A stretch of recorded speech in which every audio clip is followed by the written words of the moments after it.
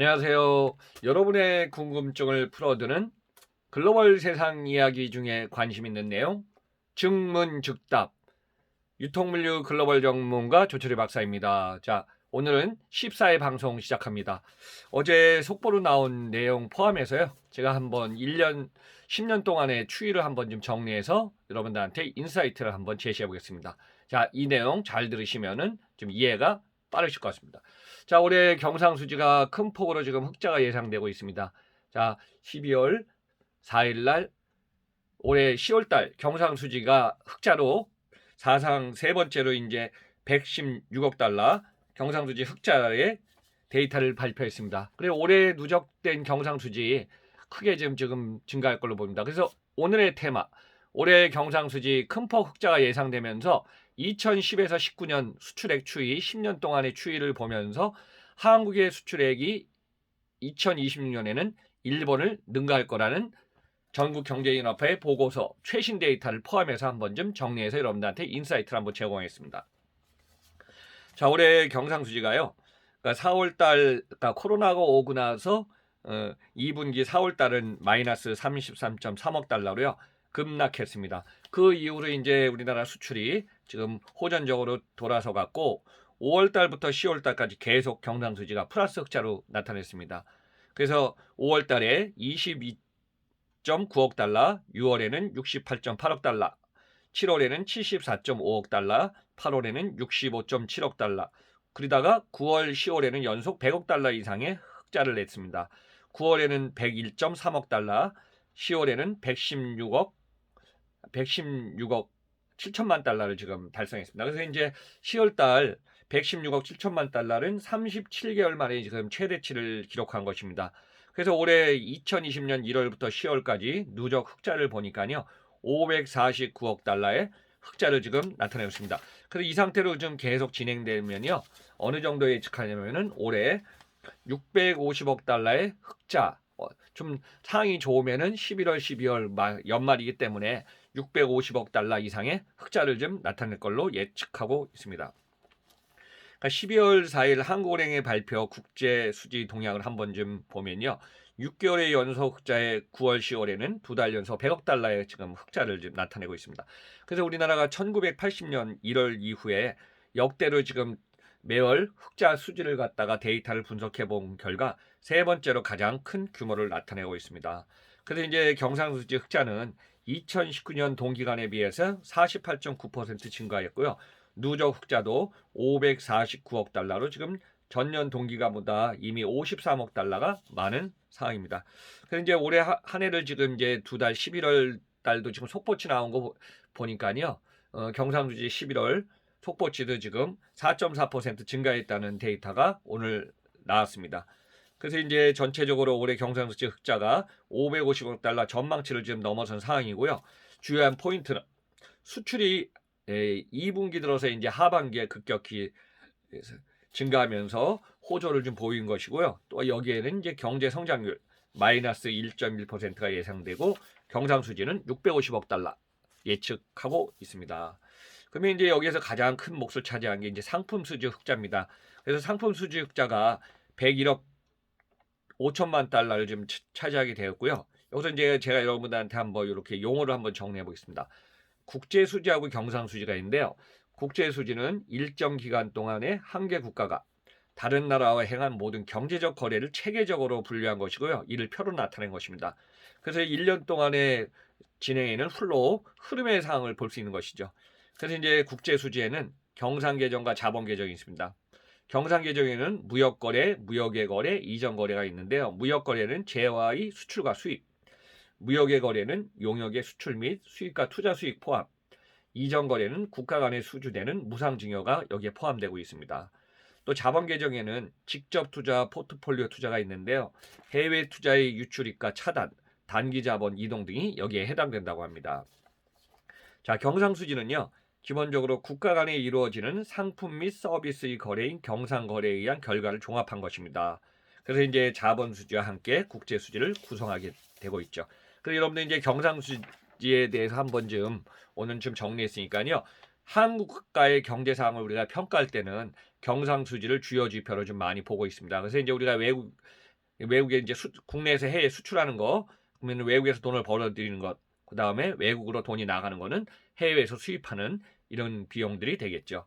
그리고 올해 전반적으로 2020년을 갖다 이제 12월이 돼서 종합편으로 한 번쯤 이렇게 현상 10월까지를 보니까요.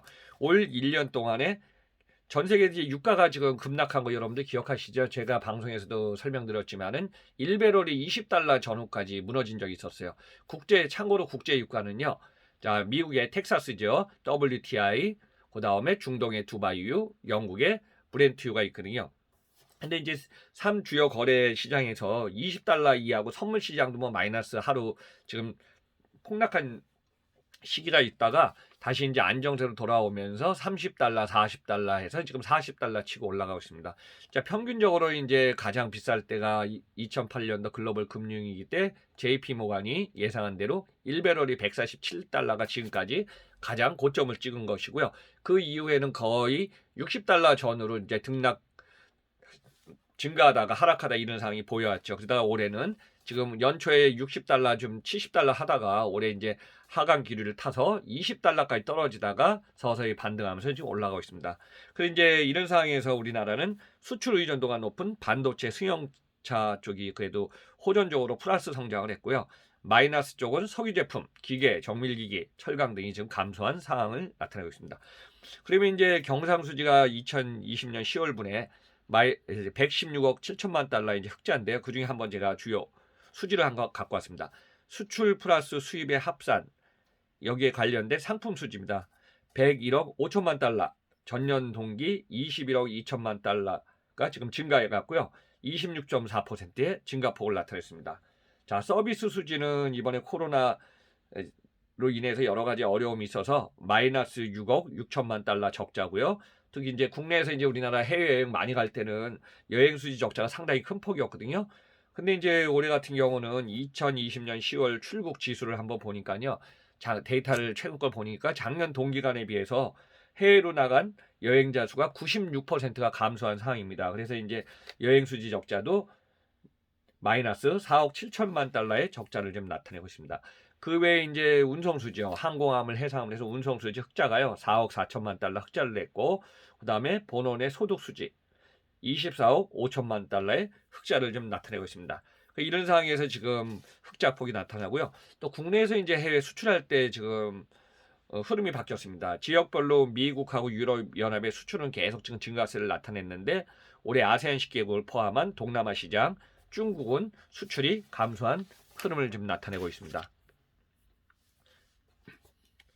그래서 이제 금융계정 쪽에서 보면은 우리나라 국민이 해외 증권을 투자한 것은 2020년 4월 이후에 계속 지금 증가하고 있습니다. 여러분들 뭐 참고로 국내에서 이제 부동산하고 주식 투자가 많지 않았습니까? 그래서 이제 국내 주식을 투자한 사람을 뭐 우리나라 용어로 최근에 동학개미라고 그랬고, 국내에 있으면서 외국의 주식을 또는 외국에 관련된 상품을 투자한 걸 갖다 우리는 서학개미라고 표현하듯이 국내에서는 지금 부동산과 주식 이 투자가 지금 많이 쏠림 현상은 아니지만은 그쪽으로 많이 치우쳐 가고 있습니다. 오히려 이제 외국인들이 국내에 지금 증권을 투자한 것이요. 한동안에 이제 2월, 3월, 4월까지, 5월까지 주춤했습니다. 왜냐하면 이제 리스크가 너무 크니까요. 근데 외국인의 국내 증권 투자가 올해 6월 1일부터 지금 5개월 연속 지금 증가세를 보이고 있습니다. 그래서 이와 더불어서 전 세계 이제 미국의 다우가 3만 포인트가 넘어섰고, 우리나라 코스피 얼마 전에 뭐 2,600 좀 넘더니 또 지난주 벌써 이제 어제네요. 금요일 날 2,700선을 돌파해서 지금 이게 어디까지 고점이 나올지 모르지만은 외국인 기관 투자가들도 국내 시장에 지금 많이 6개월 동안 뛰어든 상황입니다. 그래서 이런 상황에서 주식, 코스피, 그 다음에 코스닥 계속 지금 증가하고 있는 상황입니다. 아무튼 기록적인 갱신을 지금 하고 있습니다. 그래서 제가 한번 세계 수출 2019년 데이터 수출 탑하고 수입 탑 10을 갖다 한번 좀 가져왔습니다. 그러니까 전 세계 이제 2019년 기준을 보니까요. 세계 수출은요. 19조 3,610억 달러의 수출을 좀 하고 있습니다. 거기서 이제 1위 미국이 1조 6,456억 달러, 2위 독일 1조 4,891억 달러, 3위는 네덜란드 7,094억 달러, 4위 일본 7,056억 달러, 5위 프랑스 5,697억 달러, 자, 우리나라 한국이 6위 5,422억 달러, 7위 이탈리아 5,326억, 8위 홍콩 5,096억, 9위 영국 4,759억, 10위 캐나다 4,486억 달러를 차지하고 있습니다. 수출이 많으면 또 수입이 많겠죠. 오히려 미국 같은 경우는 이제 수입도 1위인데요. 2조 달러가 넘어섰네요. 그래서 이제 미국 같은 경우는 수출 수입하니까 거의 한 3,600에 5천 한 8,600에 이제 수출 수입에 이제 적자네요. 미국 수입이 2조 4,984억 달러, 2위 독일이 1조 2,344억 달러. 아, 독일도 참 수입 많이 하네요. 수출도 많이 하지만은. 3위 일본이 7,210억 달러, 4위 프랑스 6,511억 달러, 5위 영국 6,416억 달러, 6위 네덜란드 6,364억 달러, 7위 홍콩 5,638억 달러. 자, 8위 우리나라입니다. 한국이 5,033억 달러 수입했네요. 9위 인도가 4,849억 달러. 뭐 인구가 13억 8천이니까 수입 물량은 좀 수출에 비해서 많아졌네요. 그리고 10위는 이탈리아가 4,735억 달러를 수입하고 있습니다. 제가 한번 우리나라 수출액을 갖다가 일본하고 한번 비교해서 2010년하고 2019년까지 10년에 한번 추이를 좀 한번 좀 데이터를 정리해서 여러분들한테 설명을 좀 드려보겠습니다. 자, 2010년에는 한국의 수출 4,664억이고 일본이 7,698억입니다. 그러니까 10년 전만 해도 일본하고 한국의 수출 차이는요 3천억 달러의 차이가 있었습니다. 그러다가 한국은 2011년부터 5천억 달러, 5,500, 5,700억 그다가 2010년에 이제 4,959억으로 잠깐 좀 하락하다가요. 2018년에 최고치를 갱신합니다. 6,012억 달러 수출합니다. 그리고 19년에 작년에 5,418억 달러를 수출하게 되죠. 반면에 이제 일본 같은 경우는 2011년도가 피크였습니다.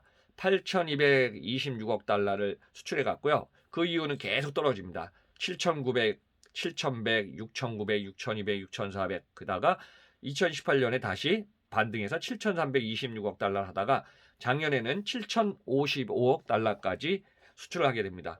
그래서 이제 2019년 기준을 보니까 일본과 한국의 수출액 차이는 약 1,600억 달러 이상 그 정도의 차이가 나는데 그래서 10년 동안의 연평균 증가율을 보니까 한국은 1.68%의 증가율이고요. 일본은 오히려 8,200에서 지금 뚝 떨어져 갖고 마이너스 1.0% 정도의 증가율을 좀 나타내고 있습니다. 그래서 이제 2020년 이후에 한국의 수출액이 일본을 능가한다는 전망 보고서가 있어서 제가 이 내용을 갖다 여러분들한테 정리하면서 오늘 방송을 마치겠습니다. 자, 한국의 수출액 2026년에 일본을 능가할 수 있다. 이런 전국 경제인협회 수출 경쟁력 보고서가 지금 최근에 발표됐습니다. 제가 여기서 이제 다시 한번 여러분들하고 일본하고 한국의 차이를 자면요. 첫째, 인구 구조에서 말씀드렸다. 한국은 인구가 약 5,200만 명인데요. 정확히는 이제 한 7년 정도가 되면 한국도 인구가 줄어들기 시작합니다. 자, 올해 기점으로요. 5,200만 중에 200만이 외국인이 들어오든가 또 한국 국적이 아닌 사람이 200만인데요. 한국 국적을 갖고 있는 5천만 명이 순수한 인구는 벌써 올해부터 줄어들기 시작한다고 합니다. 그래서 이 상황이 이제 한국은 7년, 8년에 인구가 줄고요. 참고로 일본은 인구가 1억 2,600만 명이 좀 넘어섰는데 2007년부터 인구가 줄어들니까 그러니까 일본은 뭐 인구가 줄어든 지 지금 13년 됐습니다. 이제 한국은 7년에 인구가 줍니다. 뭐 거의 한 20년의 차이가 나겠죠. 그리고 기본적으로 땅의 면적은 한국이 10만 킬로 해배면은 일본은 38만이니까 일본 전국 땅의 면적이 우리나라의 3.8배 정도 넓고요. 그다음에 참고로 이제 수도권 도심을 제가 한번 항상 비교하지만은 우리나라는 지금 서울이 상당히 땅이 좁지만은 980만 명이 살고 있고 우리나라 땅의 4배, 3배에서 4배 정도 땅이 넓은 도쿄는 1,300에서 1,400만 명이 지금 살고 있습니다. 이제 그 상황을 한번 좀 비교해 보시면서요. 제가 요점을 좀 정리해 드리겠습니다. 2019년에 일본과 한국 수출액 차이는 1,637억 달러 차이입니다. 그래서 이제 한국이 2026년이 되면은 일본을 추월해 갖고 세계 5의 수출국이 될 것이라는 전망입니다. 뭐 작년 데이터를 보더라도 일본은 4위고요. 5위가 프랑스, 한국이 6위를 차지하고 있습니다. 그래서 이제 이 상황을 하면은 뭐 한국은 5위권을 들어설 것 같고 한국이 수출 증가세를 유지하고 일본은 지금 계속 감소하고 있기 때문에 이거를 전제로 한다면은 또 중요한 포인트가 있습니다. 우리나라가 지난번에 이제 아세안 지역에 연합 15개 국가하고 이제 연합을 결성하지 않았습니까? 그래서 이제 이런 사항이 지금 환태평양 지구라고 있습니다. TPP라고요. 뭐 트럼프가 대통령 됐을 때 탈퇴했지만은 바이든은 여기에 지금 참가해서 여기 회원국이 되겠다고 다시 탈퇴했는 걸 지금 들어가겠다고 하기 때문에 미국이 탈퇴했던 환태평양 경제 동반자 협정 TPP 가입을 갖다 추진하게 되면은 여기에 이제 우리나라도 같이 자유무역이 돼서 우리도 그만큼 좀 혜택을 좀 볼 걸로 보고 있습니다. 그래서 이와 같은 상황에서 앞으로 차세대에는 전기 자동차라든가 반도체, 그다음에 전기 배터리 이런 시장이 상당히 지금 시장이 커질 겁니다. 그리고 스마트에 관련된 뭐 4.0 시대, 그다음 이런 시대가 이제 계속 앞서가기 때문에 여기에 관련된 차세대 반도체, 디스플레이, 바이오 넥스, 전기차 이런 쪽에 우리나라 시장에 견인차를 좀 할 걸로 좀 보고 있습니다. 그래서 우리나라가 이제 1977년에 수출 1,000억 달러 기록해서 그 당시에 뭐 세계 20위가 됐지만은 지금까지 42년간 한번 쭉 보니까요 연평균 약 9.96% 증가했습니다. 그래서 지금 작년에 이제 수출 점유율도 2019년에 5,418억 달러로 지금 전 세계에서 우리가 2.9%를 차지하고 있거든요. 그래서 이상이 이제 앞으로 우리나라가 이제 세계 5위권까지 수출국으로 들어갈 가능성을 좀 시사하고 있습니다. 근데 여러분들 2021년 1월에 바이든 행정부가 과거에처럼 보호주의가 아니라 글로벌 이제 자유무역주의를 갖다가 서서히 진행한 걸로 보면은 수출을 해서 해외로 나가서 현지화시켜서 글로벌 200개국의 지금 상품과 서비스와 많은 인력을 갖다 소싱하면서 글로벌을 확장한 게 우리나라의 모멘텀이 될 것 같습니다. 그래서 오늘 경상수지 올해 650억 달러 이상 흑자가 날 거고요. 10년간 추이를 보니까 우리나라 수출액은 계속 지속적으로 증가할 걸로 보고 여기에 따라서 6년 후에는 일본은 정체되고 있어서 우리가 일본을 추월하지 않을까 이런 가능성을 시사하면서 오늘의 방송을 마치겠습니다. 자, 오늘은 여러분들이 궁금해하시는 경상수지와 관련된 흐름에 대해서 한번 좀 정리해서 여러분들한테 인사이트를 제공했습니다.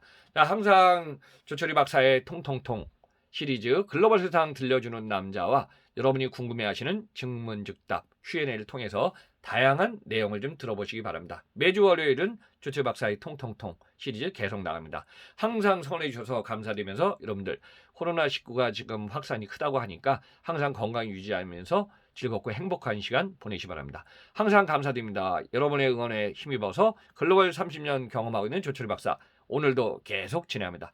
응원해 주셔서 감사드립니다.